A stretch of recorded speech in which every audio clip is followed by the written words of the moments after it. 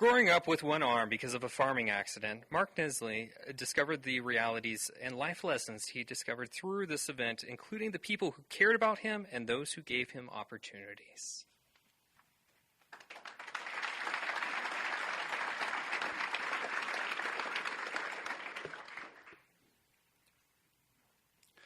This is my story, and it starts before I did. My mom and dad were married in Germany because my mother was a German. They were married in August of 1976. My mother's paperwork wasn't ready, and so my father came back to the United States. And when she arrived 6 weeks later, soon after she arrived, they took this picture on the home farm there. They tell me I was born on March 9th, 1970. My mother claims that I arrived heavy, over 10 pounds, to be exact. And she always says that I was eager in spirit, which I don't know exactly what that means when you're born. I'll take her word for it. By then I had 2 sisters. Fast forward, it's August 1975 on our farm, because we had dairy cows. August meant one thing.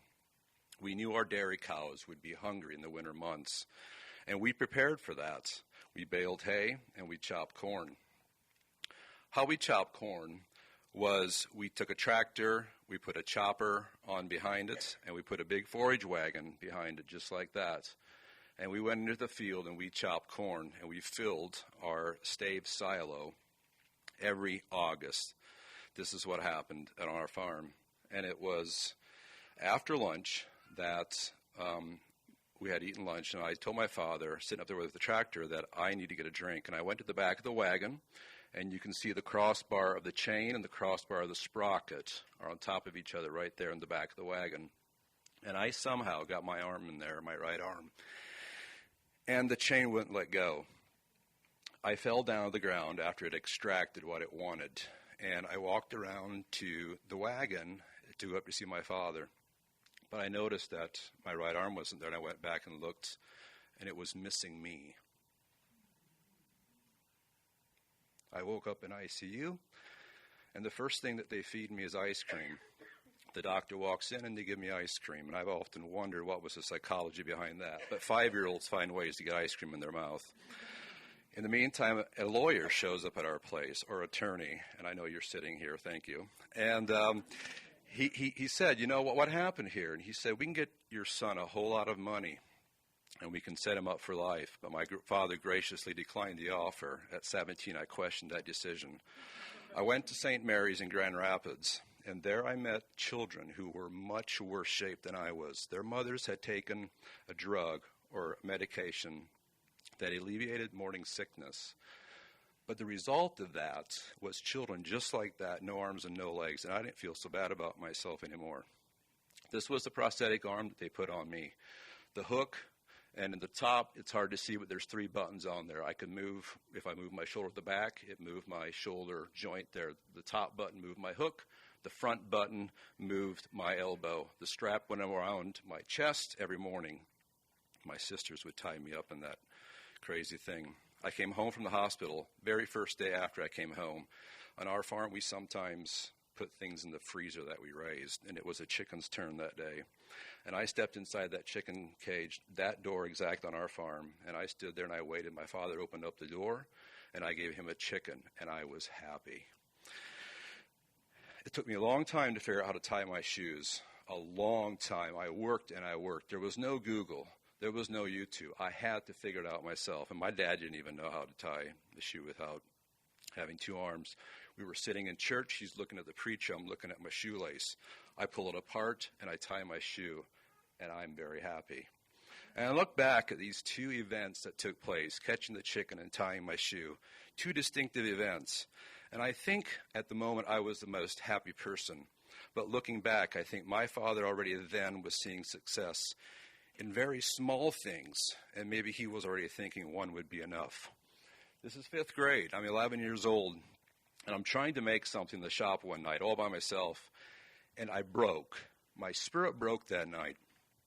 It was an incredibly emotional evening. I've never cried that much in my whole life.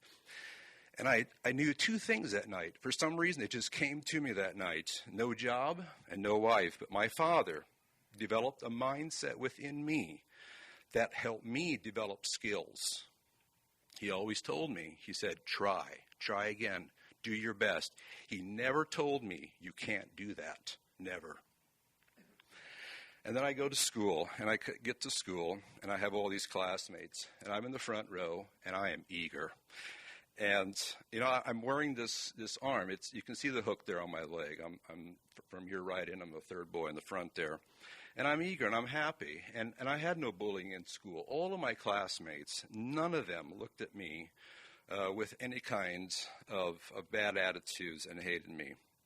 This is my best friend, Joel. Our families did a lot of things together. Joel never, ever made me feel out of place. Joel was always, always my friend. He never vacated our friendship. He was always there. And did we have fun exploring the swamps and observing tadpoles, from twitching little fish to seeing tadpoles grow up.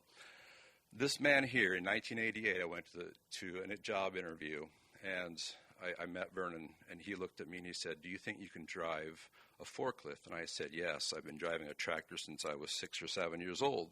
How about hydraulics? I said, yes. Last summer I met with him, and I thanked him for giving me a chance.